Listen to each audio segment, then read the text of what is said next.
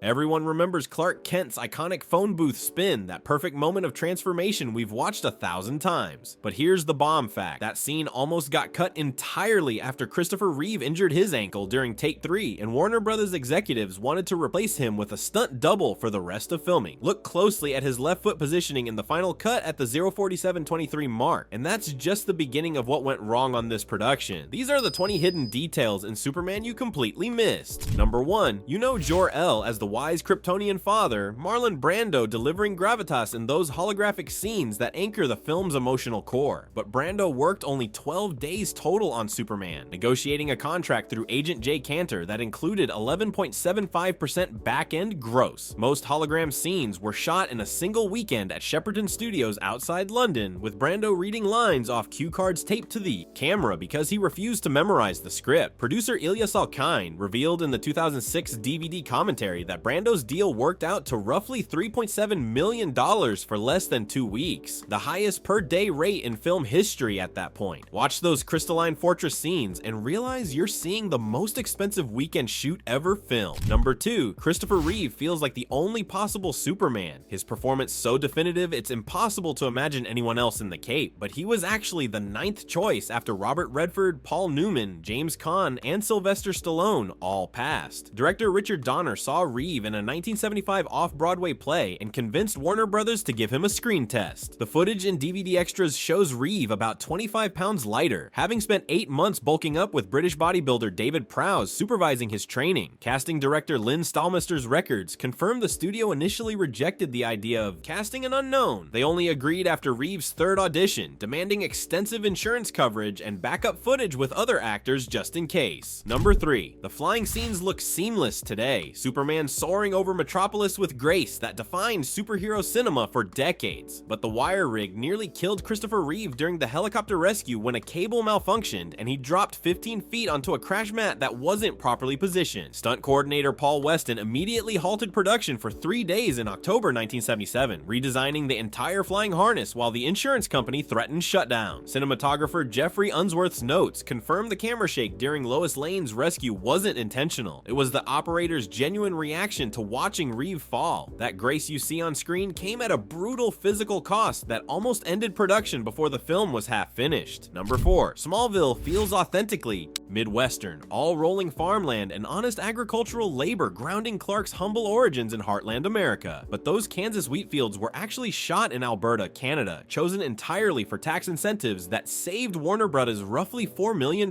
during a budget crisis. Production designer John Barry built the entire Kent farm facade in 6 weeks near High River, constructing a full working farmhouse filmable from any angle. Look closely at the tractor scene, and you can spot mountains visible in the far background, digitally removed in the 2001 restoration. Location manager Charles Orm revealed in a 1979 interview that the production scouted actual Kansas locations but abandoned them when the studio demanded international shooting. Number 5. Lex Luthor's underground lair looks like an expensive set piece. All that gleaming technology and elaborate control room equipment suggesting a massive budget for Gene Hackman's headquarters. Production repurposed an abandoned London subway station and drained Westminster Pool to create the space for under $40,000. Art director Les Dilley spent 6 weeks converting the pool into Luthor's headquarters, painting tiles and installing false walls to hide the diving boards. Pause the movie and look at the floor pattern. It's identical to the tile layout of the original pool, still visible in Westminster Recreation Center archival photographs. Superman's budget ballooned from an initial $35 million to $55 million during production, forcing the studio to demand that director Richard Donner shoot both films simultaneously to recoup costs. Number 6. The Earth-spinning reversal scene feels iconic. Superman flying backward around the planet to turn back time and save Lois Lane from death, but it violated basic physics so severely that NASA physicist Neil deGrasse Tyson called it scientifically impossible in a 2013 interview, pointing out that reversing Earth's rotation wouldn't reverse time and would instead destroy all life on the surface. Director Richard Donner knew the science was completely wrong, admitting in his 2001 director's cut commentary that he kept it purely for emotional impact. Watch the Earth's rotation direction compared to Superman's flight path, and they don't match the physics physics they're supposedly demonstrating. According to early script drafts, screenwriter Tom Mankiewicz originally wrote a more scientifically plausible ending. Number 7. Lex Luthor's bald head defines the character, that gleaming dome of villainy instantly recognizable across comic book history and countless adaptations. But Gene Hackman never actually shaved his head. He wore a bald cap for every scene and refused to fully shave despite repeated requests from the makeup department. A contract clause negotiated by agent Leonard Hershen specifically allowed Hackman to keep his facial hair and natural hairline throughout filming. Watch the close-ups and you can see the edge of the bald cap near his left ear, slightly visible when he turns toward the camera. Makeup supervisor Stuart Freeborn's records show applying and maintaining the cap cost an additional $1,200 per day in makeup time. Number 8. Margot Kidder's Lois Lane feels inevitable. Her chemistry with Christopher Reeve defining the film's romantic energy and establishing the template for superhero relationships. But she wasn't the original choice. Actress Ann Archer shot 2 full weeks of footage as Lois before being replaced mid-production in May 1977. The chemistry test between Archer and Reeve failed so badly that producer Ilya Salkind fired her, forcing a complete reshoot of the Daily Planet newsroom sequences. Editor Stuart Baird revealed in American Cinema Editors magazine that roughly 40 minutes of Archer's footage exists in the vault, including her version of the helicopter rescue. DVD deleted scenes include brief glimpses of Archer in the newsroom, her performance noticeably stiffer than Kidder's playful approach. Number 9. From the outside, Superman's production looks smooth, a well-oiled machine creating a groundbreaking blockbuster that would change Hollywood forever. The reality was far darker. Director Richard Donner and producer Ilya Salkind had a 6-month silent treatment where they communicated only through assistants, refusing to speak directly to each other on set. Assistant director David Tomblin literally passed handwritten notes between them during the Fortress of Solitude shoot at Pinewood Studios, acting as intermediary for 2 men standing 30 feet apart on the same soundstage. Behind-the-scenes footage in the Blu-ray extras confirms this tension. Donner and Salkind are never filmed in the same frame during the entire production. According to Tomblin's memoir, The Making of Superman, the feud infected the entire crew. Number 10. Superman ends with triumph, the hero saving Lois and restoring order to Metropolis in a satisfying conclusion that set the template for superhero films. But screenwriter Tom Mankiewicz's original ending from March 1976 had Superman dying while stopping the missile, with Lois resurrecting him using a Kryptonian crystal from the fortress. Deleted storyboards in the 2006 restoration package show Superman's body laid out while Lois desperately searches for the resurrection crystal, a much darker finale than what theaters showed. Mankiewicz told Creative Screenwriting Journal he fought for the structure because it raised emotional stakes and gave Lois agency. Test audiences in San Diego rejected it completely with 67% negative response cards, forcing Warner Brothers to order the time reversal ending. Number 11. The phone booth looks like a normal New York City fixture, just wide enough for Clark Kent's transformation into Superman in that famous spinning sequence. But no actual phone booths in 1978 were large enough to accommodate the changing choreography, so production built 4 oversized replicas at $8,000 each. The door is 8 inches wider than real phone booths, a difference visible when comparing it to pedestrians. Prop master Roy Scammell's inventory list shows the booths were constructed at Pinewood Studios using fiberglass frames and glass panels salvaged from decommissioned London phone boxes. The replicas were shipped to Manhattan for street filming, carefully positioned to hide their oversized proportions. All 4 were stolen after production wrapped despite Warner Brothers' legal threats. Number 12. Krypton's destruction looks original, a crystalline planet shattering in spectacular fashion that defined the film's visual effects and set a new standard for science fiction. But the miniatures team actually borrowed the Death Star explosion rig from Industrial Light and Magic, reusing the Star Wars pyrotechnics setup for Superman's opening sequence. Effects supervisor Derek Meddings contacted ILM's John Dykstra in August 1977, arranging to borrow the explosion mechanism used just months earlier on George Lucas's film. Watch the crystalline debris pattern closely and compare it to the Death Star explosion. The trajectories match, as documented in a side-by-side comparison in the special edition Making of documentary. According to American cinematographer, Meddings modified the rig by adding crystal formations, but the core explosion used identical hardware. Number 13. The Daily Planet globe looks like polished metal, that iconic sphere gleaming atop Metropolis's most famous building and establishing shots throughout the film. It's actually carved wood painted with ordinary automotive paint, a budget-saving measure visible if you know where to look. Sculptor Colin Chilvers spent 3 weeks hand-carving the globe from laminated wood sections at Pinewood Studios, then coating it with multiple layers of metallic paint to create the illusion of brushed steel. Pause at 52.14 and study the reflection patterns. They're wrong for metal, showing paintbrush strokes instead of smooth, reflective surfaces. According to Chilvers' interview interview in Model Railroader magazine, he based the carving on architectural photographs of the New York Daily News building, scaling it down to 5 feet in diameter. Number 14. Otis seems carefully scripted, Ned Beatty's bumbling henchman delivering perfectly timed comic relief throughout Lex Luthor's scenes in the underground lair. But Beatty's entire introduction, the "Hi, I'm Otis" monologue, was completely improvised during take 2 of the blocking rehearsal at Pinewood Studios. Screenwriter Tom Mankiewicz told Beatty to just talk during rehearsal, expecting to refine the dialogue later, but director Richard Donner loved the improvised version so much he kept it in the final film. Watch Gene Hackman's reaction at 101:33 during Otis's introduction. That's a genuine surprise laugh, Hackman breaking character slightly because he hadn't heard Beatty's improvisation before. According to Beatty's Inside the Actors studio interview, he drew on his uncle's mannerisms, creating Otis's distinctive vocal pattern on the spot. Number 15, "You've got me? Who's got you?" is one of cinema's most quoted lines, Lois Lane's panicked question during her rescue, perfectly capturing the moment and establishing superhero movie dialogue conventions. Christopher Reeve ad-libbed it during take 7 of the helicopter sequence, replacing scripted dialogue that director Richard Donner felt was too formal and exposition heavy for a first meeting. According to Reeve's autobiography Still Me, the original line was something like, "Don't worry, I have you securely," which he found stiff and unnatural. Donner encouraged him to find something more conversational, and Reeve invented the question on the spot while hanging from the flying rig. Watch Margot Kidder's face. Her smile is a real reaction to Reeve's improvised line, genuine surprise that Donner kept. Number 16. Superman's chest emblem is instantly recognizable, that iconic S shield defining